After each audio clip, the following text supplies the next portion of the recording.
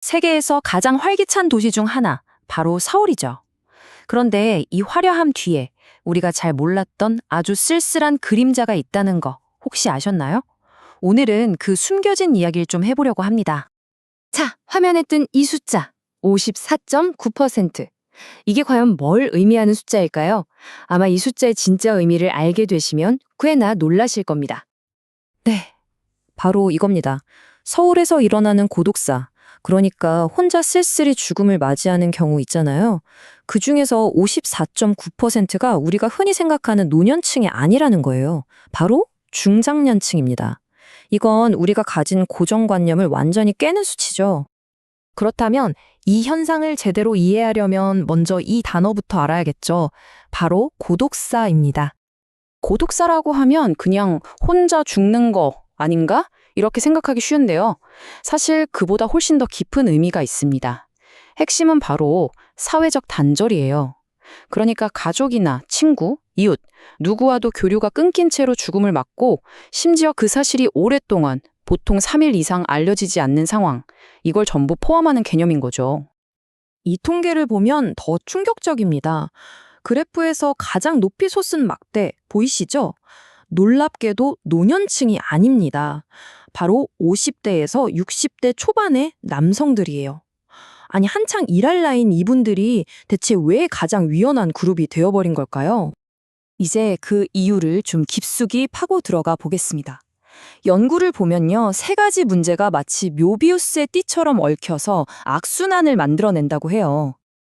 바로 이 삼각형 그림이 그 악순환 구조를 딱 보여주는데요. 경제적 빈곤, 사회적 고립, 그리고 건강 악화. 이 세 가지가 서로 맞물려서 한 사람을 점점 더 깊은 고립의 늪으로 빠뜨리는 겁니다. 자, 그럼 하나씩 뜯어볼까요? 첫 번째는 역시 경제적 빈곤입니다. 요즘 평생 직장이란 말 거의 안 쓰잖아요. 갑작스러운 실직이나 사업 실패 한 번이 그 사람의 삶의 기반을 그냥 통째로 무너뜨릴 수 있는 거죠. 특히 중장년층은 연금을 받기엔 아직 한참 남았고, 그렇다고 새로운 일자리를 구하기도 쉽지 않은 말 그대로 아무런 사회적 안전망이 없는 복지 공백 상태에 놓이기 쉽습니다. 이렇게 경제적으로 힘들어지면 자연스럽게 사회적으로도 고립됩니다. 직장을 잃으니까 매일 보던 동료들과의 관계는 당연히 끊기고요. 또 주머니 사정이 안 좋아지면 친구나 가족 만나는 것도 괜히 꺼려지게 되잖아요. 그러면서 스스로를 점점 더 외톨이로 만드는 거죠. 그리고 이 악순환의 마지막 단계가 바로 건강 악화입니다. 빈곤과 고립 상태에 오래 있다 보면 몸과 마음이 병들 수밖에 없어요. 특히 나는 가장인데 하는 책임감은 무겁게 짓누르는데 아파도 병원 갈 돈도 없고 우울한 마음을 털어놓을 사람도 없는 거죠. 결국 이런 상황이 극단적인 생각으로까지 이어지게 되는 겁니다. 이 세 가지가 바로 중장년층을 벼랑 끝으로 내모는 삼중고의 실체입니다. 정말 답답한 현실인데요. 그럼 이 문제를 그냥 이렇게 보고만 있어야 할까요? 다행히 서울시는 이걸 그냥 개인의 문제로만 보지 않았습니다. 도시 전체가 함께 풀어야 할 과제로 보고 아주 대대적인 프로젝트를 시작했어요. 이 프로젝트의 목표는 아주 단순하고 또 근본적입니다. 뭐냐면 바로 끊어진 연결을 다시 이어주는 거예요. 혼자라고 느끼는 사람들을 다시 우리 사회 안으로 따뜻하게 끌어안는 거죠. 자, 그럼 서울시가 이 멋진 목표를 어떻게 현실로 만들었는지 그 구체적인 방법들이 정말 기발하거든요. 한번 살펴볼까요? 프로젝트는 크게 4가지 기둥으로 이루어져 있습니다. 첫째는 언제든 전화할 수 있는 24시간 상담 전화, 둘째는 동네 편의점처럼 쉽게 찾아갈 수 있는 마음안심 편의점, 셋째는 약 대신 관계를 처방해주는 사회적 처방, 그리고 마지막으로 다 같이 뭔가를 하면서 활력을 되찾는 커뮤니티 챌린지입니다. 이 중에서 외로움 안녕 120이라는 이름의 상담 전화는 정말 폭발적인 반응을 얻었습니다.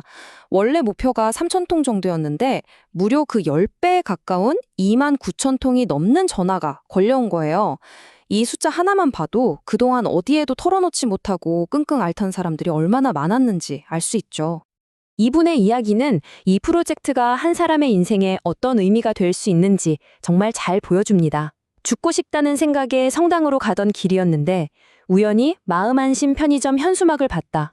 그냥 내 얘기를 털어놓는 것만으로도 큰 위로가 됐다. 이분에게 이 편의점은 그냥 건물이 아니라 절망의 순간에 붙잡은 구명줄이었던 셈이죠. 서울의 이런 독특한 시도는 해외에서도 굉장히 주목했습니다. 영국의 BBC나 가디언 같은 세계적인 언론들이 이걸 소개하면서 그냥 보여주기식 행정이 아니라 진짜 인간적인 연결을 만들어내는 아주 혁신적인 사례라고 칭찬했죠. 특히 이 사회적 처방이라는 개념이 굉장히 신선한데요. 말 그대로 의사가 약을 처방하는 대신 예를 들면 일주일에 2번씩 동네 걷기 모임에 나가보세요 하고 활동을 처방해 주는 거예요. 외로움이 병의 원인이 될 수 있다면 그 치료제는 결국 사람이고 관계라는 걸 인정한 아주 똑똑한 접근법이죠. 자, 서울의 사례를 쭉 살펴봤는데요. 여기서 우리는 이런 질문을 던지게 됩니다. 이게 과연 서울만의 이야기일까요? 이 프로젝트가 우리에게 주는 가장 중요한 메시지는 바로 이것 같습니다. 외로움은 네가 나약해서 그래 하는 개인의 실패가 아니라는 것. 마치 감기처럼 누구에게나 찾아올 수 있고, 그래서 우리 사회 전체가 함께 나서서 해결해야 할 공중보건의 위기라는 사실입니다. 그래서 마지막으로 이 질문을 여러분께 던지고 싶습니다.